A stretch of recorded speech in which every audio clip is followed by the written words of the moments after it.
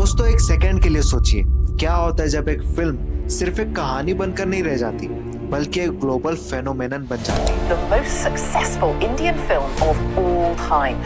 Bahubali 2 is breaking box office records not only in India but around the world. It was the third highest grossing film in the US. जब उसके dialogues हर जगह meme बनकर viral होते हैं। अरे भैया पुष्पा को क्या दिक्कत है भाई? जब देखो तो साला झुकेगा नहीं मतलब दिक्कत क्या है झुकने में? तेरे को नहीं पता? अबे जब ये छोटा था ना तो इसके सौतेले भाई ने इसकी झुका के ले ली थी। सॉरी। जब उसके सॉन्ग्स इंटरनेशनल अवार्ड ले जाते हैं। RRR. Composer M.M. Keeravani. We have a group of performers from the movie RRR. और बॉक्स ऑफिस पर सिर्फ एक ही नाम सुनाई देता है, 1000 करोड़।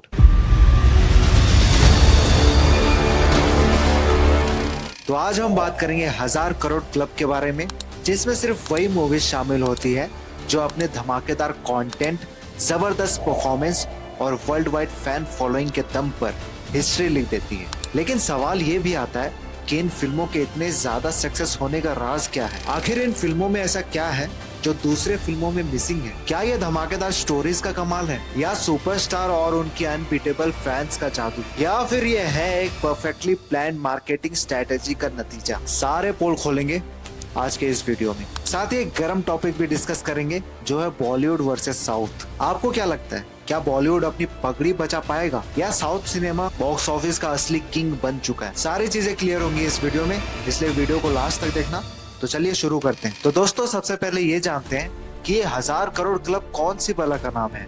और सिंपल भाषा में अगर मैं बताऊं तो ये उन मूवीज का ग्रुप है जो ग्लोबली 1000 करोड़ या फिर उससे ज्यादा का कलेक्शन कर चुकी है। इम्पोर्टेंट बात यह है कि ये रेवेन्यू सिर्फ इंडिया तक लिमिटेड नहीं होता, इसमें ग्लोबल अर्निंग्स काफी बड़ा रोल प्ले करती है। इसकी शुरुआत हुई थी उन मूवीज के साथ जो एक ओरिजिनल स्टोरी को लेकर वर्ल्ड वाइड फेनोमेनन बन गई थी, जैसे कि दंगल और बाहुबली 2 द कंक्लूजन। और ये मूवीज प्रूफ है कि अगर कहानी इंगेजिंग और स्केल ग्रैंड हो तो इंडियन मूवीज भी ग्लोबल ऑडियंस को अपील कर सकती है। तो अब हम उन मूवीज के बारे में डिटेल में बात करेंगे जो इस 1000 करोड़ क्लब में शामिल है। दंगल सिर्फ एक फिल्म नहीं बल्कि एक ऐसा मोमेंट थी जिसने हर दर्शकों के दिल में जगह बनाई। रेसलिंग, वुमेन एम्पावरमेंट और इमोशन से भरी ये कहानी भारतीय सिनेमा की सबसे बड़ी ग्लोबल सक्सेस में से एक बनी। दंगल की कहानी हर किसी से जुड़ती है।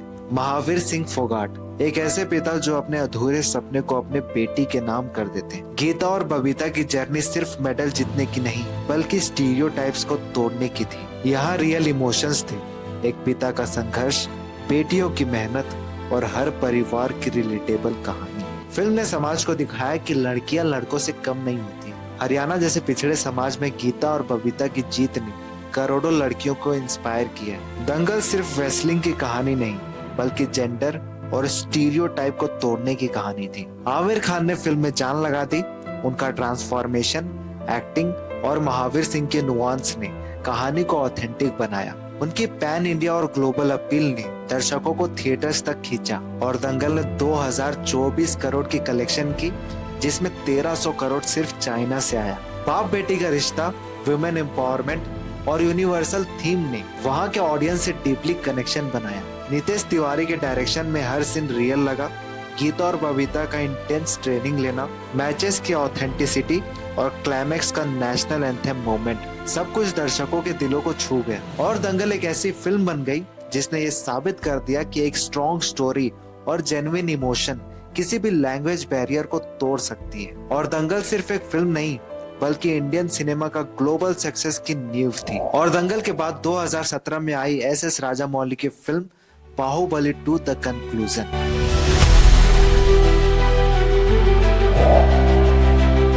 और अपने साथ लाई उस सवाल का जवाब जिसका लोग बेसब्री से इंतजार कर रहे थे, कटप्पा ने बाहुबली को क्यों मारा? जब ये फिल्म रिलीज हुई थी तो ये एक इवेंट बन गई थी जिसने पूरे भारत को एकजुट किया था। और राजामौली की इस मास्टरपीस ने न सिर्फ 1810 करोड़ रुपए कमाए थे बल्कि इंडियन सिनेमा को ग्लोबल मैप पर भी पहुंचा दिया था। पर सवाल ये आता है कि आखिर लोगों को ये फिल्म इतनी पसंद क्यों आ रही थी? तो राजामौली ने अपने फिल्म बाहुबली से पूरे देश को एक सवाल में उलझा कर रख दिया था कि कटप्पा ने बाहुबली को क्यों मारा, और ये सस्पेंस लोगों को थिएटर तक खींच लाया। सालों बाद भी ऑडियंस इस सवाल का जवाब जानने के लिए बेसब्र थी। बाहुबली 2 सिर्फ एक फिल्म नहीं बल्कि एक महाकाव्य थी।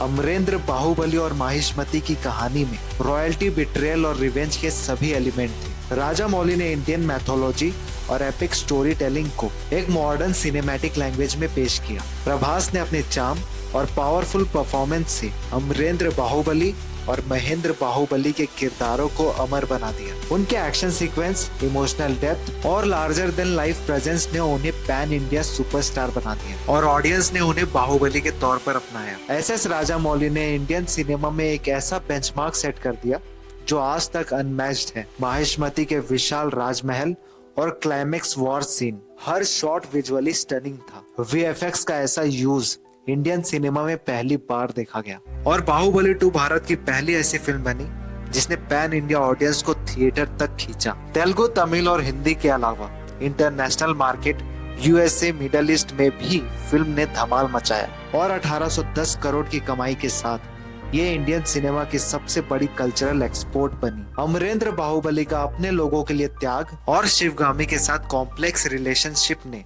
हर दिल को छू लिया। फिल्म के डायलॉग्स जैसे मेरा वचन ही शासन है और जब तक तुम मेरे साथ हो मुझे मारने वाला पैदा नहीं हुआ मामा आइकॉनिक बन गए थे। और बाहुबली 2 सिर्फ एक फिल्म नहीं बल्कि इंडियन सिनेमा का पहला ग्लोबल फेनोमेनन बनी। और एसएस राजामौली ने यह साबित कर दिया कि इंडियन स्टोरीज भी वर्ल्ड क्लास बन सकती है। आज भी बाहुबली 2 सिर्फ एक फिल्म नहीं बल्कि एक इंस्पिरेशन है जिसने इंडियन सिनेमा को एक नई ऊंचाई दी है। बाहुबली का क्रेज ऑडियंस के सर से उतरा भी नहीं था और राजामौली ने एक और मास्टरपीस हमारे सामने लाकर रख दिया, RRR।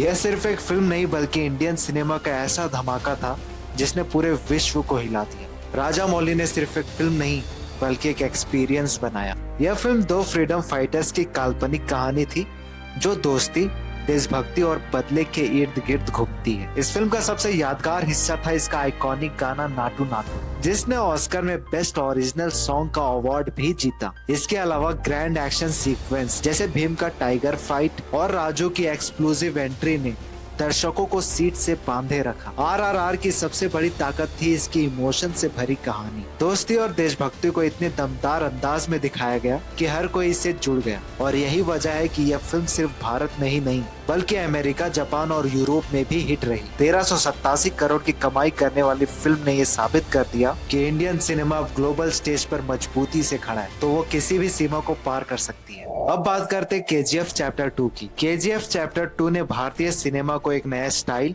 और स्वैग दिया है। यश ने रॉकी भाई के किरदार में जो दमदार एंट्री ली उसने पूरी दुनिया को झकझोर दिया। इस फिल्म की कहानी रॉकी के इर्द गिर्द घूमती है जो KGF कोलार गोल्ड फील्ड्स के राजा बनने के बाद अपनी ताकत और साम्राज्य को बढ़ाने के लिए संघर्ष करता है। इसकी ग्रिपिंग स्टोरी लाइन और इंटेंस एक्शन सीक्वेंस ने इसे एक पैन इंडिया सेंसेशन बना दिया। फिल्म में बड़े स्टार्स जैसे संजय दत्त ने विलन अधीरा के रोल में अपना दमदार जलवा दिखाया, जबकि रवीना टंडन और प्रकाश राज ने भी फिल्म में गहरी छाप छोड़ी। KGF चैप्टर 2 का हर एक्शन सीन्स, चाहे वो रॉकी का गोलियों से भरा हमला हो या intense hand to hand combat, हर जगह एक एपिक फील थी और इसने 1250 करोड़ की कमाई की, जिससे साउथ सिनेमा को इंटरनेशनल लेवल पर पहचान मिली। यश का स्वैग, उनके डायलॉग्स और उनकी परफॉर्मेंस ने उन्हें भारतीय सिनेमा के सबसे बड़े सितारों में शामिल कर दिया। KGF चैप्टर 2 ने यह साबित कर दिया जब कहानी और स्टाइल का परफेक्ट मिक्स हो तो वो हर भाषा और हर देश में छा सकती है। और इस फिल्म के बाद इस 1000 करोड़ क्लब में एंट्री होती है बॉलीवुड के किंग शाहरुख खान की विद जवान और पठान। पठान वो फिल्म है जिसने बॉलीवुड को 2023 के शुरुआत में एक नई लाइफ दी। गाड़ी पठान के घर पे रखोगे, तुम्हें मन्नाबाजी के लिए पठान तो आया। शाहरुख खान की लॉन्ग अवेटेड कमबैक फिल्म ने बॉक्स ऑफिस पर धमाका कर दिया। फिल्म की कहानी एक रॉ और इंटेंस स्पाई थ्रिलर है जहां SRK ने एक इंडियन एजेंट का रोल निभाया है जो देश को बड़े खतरे से बचाने के मिशन पर है। दीपिका पादुकोण का बैड एस अवतार और जॉन अब्राहम का खतरनाक विलन के रूप में परफॉर्मेंस ने फिल्म को और भी ग्रिपिंग बना दिया। इस फिल्म का हाईलाइट था इसका आइकॉनिक बेशरम रंग गाना, जिसको लेकर काफी कंट्रोवर्सीज भी हुई थी, और इसके क्लाइमेक्स के फाइट सीक्वेंस। इसके अलावा सलमान खान का कैमियो जिसने थिएटर में तालियों और सीटियों की बौछार कर दी। पठान ने 1050 करोड़ की कमाई करके इंडियन सिनेमा के लिए एक नया बेंचमार्क सेट किया है और बॉलीवुड के किंग शाहरुख खान का इससे बेहतरीन कमबैक नहीं हो सकता था। उसके बाद शाहरुख खान की एक और फिल्म आई जवान। जवान ने यह साबित कर दिया कि शाहरुख खान का स्टारडम अटूट है। ये फिल्म सिर्फ एक एक्शन ड्रामा नहीं थी, बल्कि एक सोशल मैसेज से भरी हुई रोलर कोस्टर राइड थी। शाहरुख खान ने डुअल रोल में धमाकेदार परफॉर्मेंस दी, एक जवान के रूप में और एक बाप के रूप में जो करप्शन और इनजस्टिस के खिलाफ लड़ता है। फिल्म के हाई ऑक्टेन एक्शन सीक्वेंस जैसे मेट्रो फाइट सीन्स और इमोशनल मोमेंट्स ने दर्शकों को झकझोर कर रख दिया। इसके अलावा अनिरुद्ध का म्यूजिक और Vijay Sethupathi as villain film को एक लेवल और ऊपर ले गए और जवान ने 1148 करोड़ की कमाई करके ये साबित कर दिया कि बॉलीवुड में शाहरुख खान का कोई मुकाबला नहीं है। इसकी कहानी जो सोशल जस्टिस को हाईलाइट करती है, जिसने इसे मास और क्लास दोनों ऑडियंस का फेवरेट बना दिया। कल की पॉपुलर इसीलिए हुई क्योंकि इसमें साइंस फिक्शन, माइथोलॉजी और स्टनिंग विजुअल्स का एक यूनिक कॉम्बिनेशन था। यह मूवी एक फ्यूचरिस्टिक कहानी बताती है जो हिंदू स्क्रिप्चर से इंस्पायर्ड है। फिल्म के सीजीआई और बड़े एक्शन सीन्स विजुअली बहुत ही इंप्रेसिव थे जो बिग स्क्रीन पे काफी अच्छे लगे। हिंदू माइथोलॉजी को एक फ्यूचरिस्टिक साइंस फिक्शन स्टोरी के साथ मिक्स करना एक नया और इंटरेस्टिंग आइडिया था और इस मूवी के महाभारत के कुछ सीन्स इतने ज्यादा बेहतरीन थे कि उन्हें देखकर लोगों को गूज़बम्प्स आने लगे थे। प्रभास भले इस मूवी के मेन फेस हो, लेकिन सबसे बेहतरीन काम तो अमिताभ बच्चन का ही था इस फिल्म में। अश्वत्थामा के रोल में जो उन्होंने काम किया है वो अनमैच्ड है। नाग अश्विनी की स्ट्रॉन्ग स्टोरी टेलिंग और टेक्निकल स्किल ने फिल्म की क्वालिटी को और इनहेंस कर दिया।